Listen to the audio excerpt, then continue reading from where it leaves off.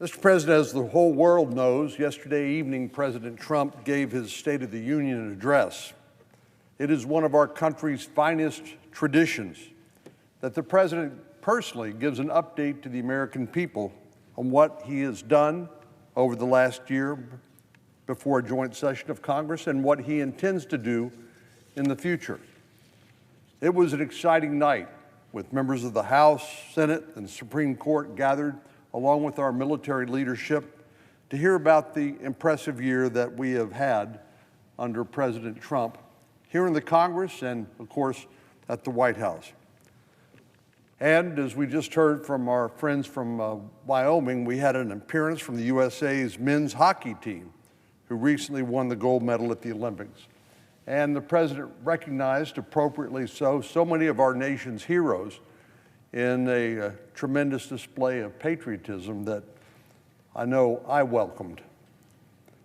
Unfortunately, many of our Democratic colleagues disgracefully chose to boycott the President's address, but their collective temper tantrum couldn't stop the rest of us from enjoying the President's speech. I was honored to have as my guest the President of the National Border Patrol Council, Paul Perez, who's worked for 29 years in the U.S. Border Patrol and who's done a magnificent job leading that organization of incredible patriots when Democrats have demonized law enforcement across the country, starting with defunding the police, abolishing ICE, and of course then the disrespectful way that President Biden's administration treated all of our professional law enforcement officers whose job it was to secure the border. As we heard last night, President Trump has many achievements that we can all be very proud of, from securing the border from the massive surge of illegal immigration our country experienced during the Biden administration to reestablishing Americans' credibility on the world stage. But one of the accomplishments that I'd like to highlight today is the improvement in our nation's fiscal situation through the Working Family Tax Cuts Act and the work of the Office of Management and Budget Director Russ Vought. Now, this may be the first speech on the Senate floor in a long time that's praised Russ Vought and the Director of the Office of Management and Budget, but I think praise is due, as you'll hear in a moment.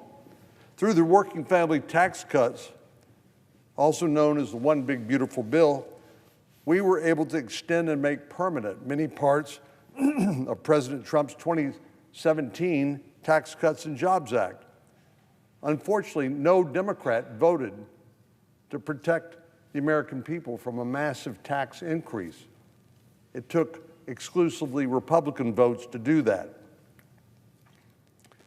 We prevented more than a $4 million tax increase on the American people and saved my constituents in Texas an average of $3,000. Now, people want to talk about affordability. Allowing a $3,000 tax increase to go into effect by effectively voting against this bill certainly does nothing to make affordability better. It makes it worse. But Republicans stepped forward where Democrats would not in order to answer the call and respond to the needs of our constituents. We help working families by increasing the child tax credit to $2,200 and indexing it to inflation. So people who have children and who have the additional expense associated with that will have some relief, have some money to basically pay for their necessities of life. And we strengthened the family paid and medical leave and employer-provided child care credit. One of the things I hear the most from working moms is the difficulty of finding affordable child care. We responded by the paid family and medical leave and employer-provided child care credits by incentivizing employers to provide child care to their employees, allowing working moms the peace of mind and the convenience of having child care for their children. And we delivered historic relief to hourly wage workers as well, like folks who work in restaurants. I think most of us, I know I did, when I first started out, I waited on tables at a steak and ale restaurant in San Antonio, Texas. And I know from talking to a lot of young people who are just starting out, as I did at that point in my life, that they are welcoming the fact that now they can don't have to pay taxes on income from tips up to $25,000. But it doesn't just affect people who wait on tables in restaurants. Hairstylists, anyone who receives tips as part of their compensation will benefit. And then there's no tax on overtime. You know, many of our law enforcement personnel work more than 40 hours a week because, frankly, they don't get paid sufficiently by just working a 40-hour week. So many of them work overtime. And they're not alone. But by saying no tax on overtime, we not only provide American businesses the workforce that they need, but also reward people who are willing to continue to work hard and provide for their families to make sure they can keep more of their hard-earned money. No tax on tips, no tax on overtime. Of course, in addition to these, there are many other savings for the American people. President Trump made significant strides in getting our fiscal house in order by starting to rein in runaway government spending. Our national debt currently sits at about $38 trillion. And I know that number boggles the mind. None of us can really adequately conceive of how much that is. But here's one indication. We spend more money on interest on the national debt than we do on defense, which is unsustainable in a dangerous world.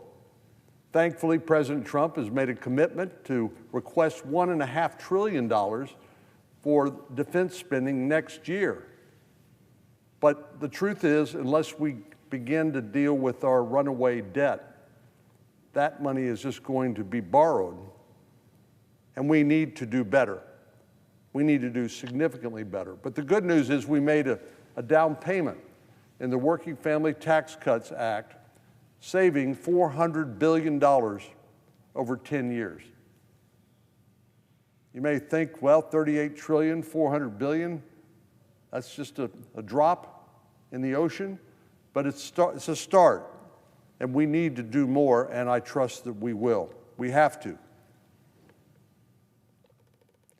As many people know, our national debt is actually not a revenue problem. It's not how much it's not that we don't collect enough taxes, as our friends on the Democratic side seem to think. They don't think there's any tax that shouldn't be raised. It's a spending problem. I just came from a hearing on the Senate Judiciary Committee where a new anti-fraud prosecutor has been nominated by President Trump. He testified that what we saw happen in the Somali daycare scandal is just the tip of the iceberg. Make-believe non-governmental organizations providing non-existent daycare services and bilking the American taxpayer billions of dollars. The Government Accountability Office has documented that there is between $200 to $500 billion of improper payments. That is money that should not be paid to the recipient of those funds. And part of it is structural, it seems to me, because when the federal government appropriates money, much of that money is then contracted out to service providers or grantees or the like. But one of the things we have to do is to make sure that there is accountability for those funds and they are being spent for its intended purpose. Not that they're being siphoned off by fraudsters and people that are taking advantage of the generosity of the American people.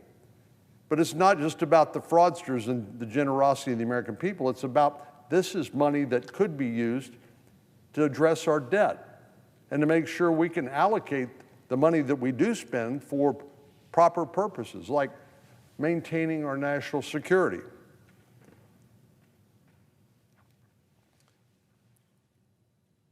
Well, unfortunately, when it comes to spending, you know, the saying goes, somebody's spending like a drunken sailor, which shows a lot of disrespect to sailors.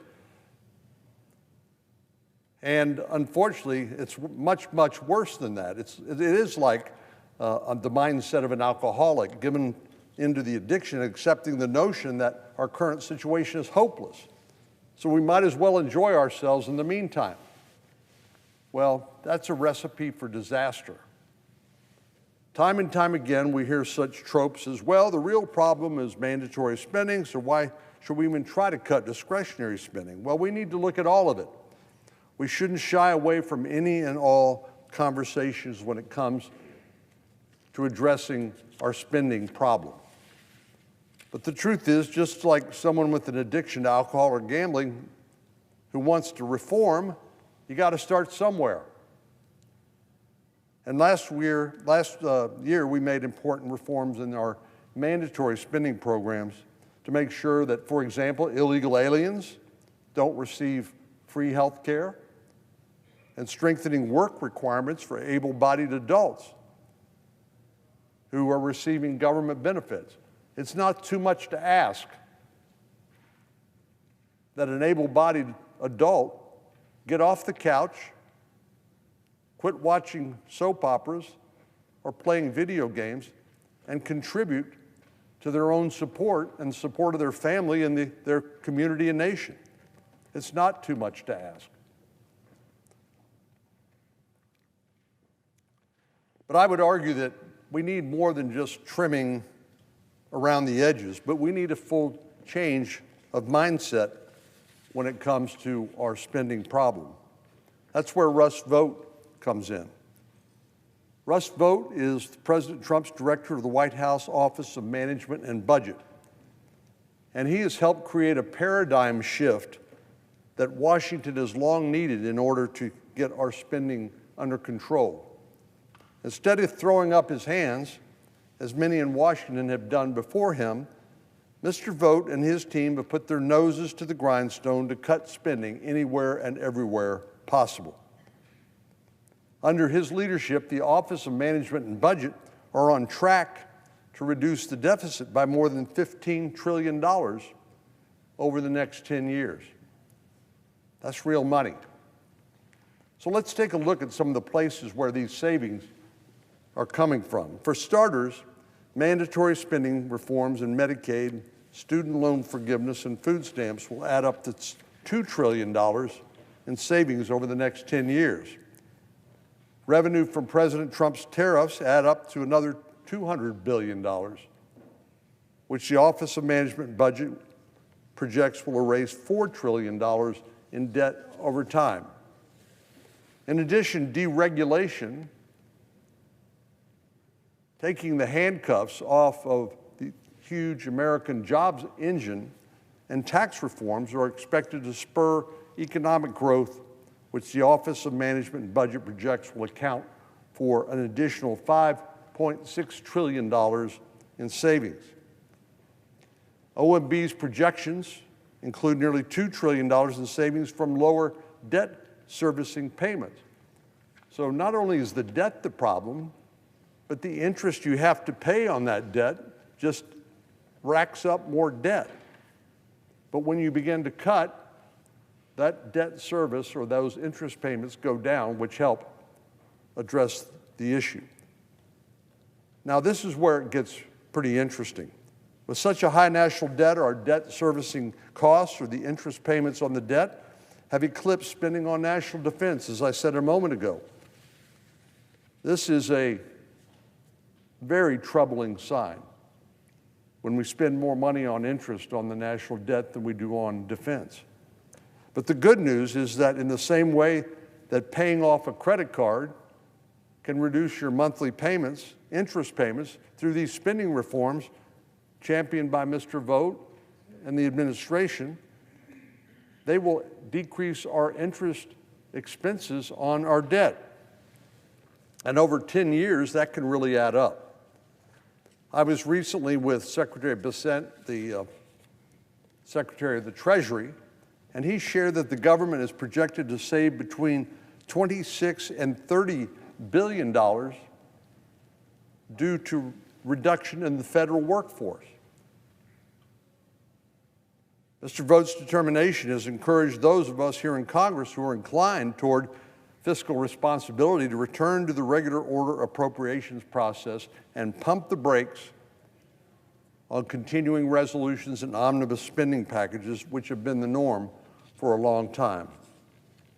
Fortunately, we've refrained from passing an omnibus spending package this Congress, but we've also made progress through regular order appropriations on lowering year-over-year spending.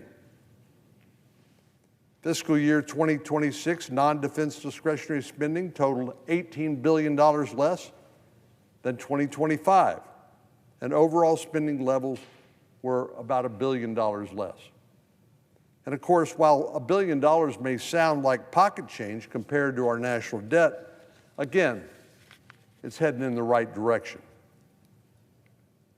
Considering the totality of what President Trump and his Office of Management and Budget have done, it is incredible to see that he's put the United States on track to erase not just billions, but trillions in projected spending over the next 10 years.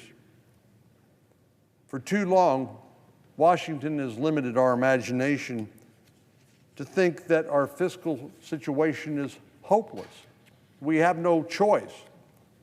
President Trump and the excellent team he's put in place have changed all of that. All of us should be thankful for the excellent work that the President and OMB Director Vogt and his team have done to meaningfully shift our fiscal situation in the right direction, save taxpayer money, and protect our nation. Of course, this work on taxes and spending represents just one small piece of the President's impressive record, as we were reminded last night. President Trump is helping to make America great again, and his State of the Union was a powerful reflection on how far we've come this last year and what the future might look like, the bright future look like ahead of us. With that, Mr. President, I yield the floor.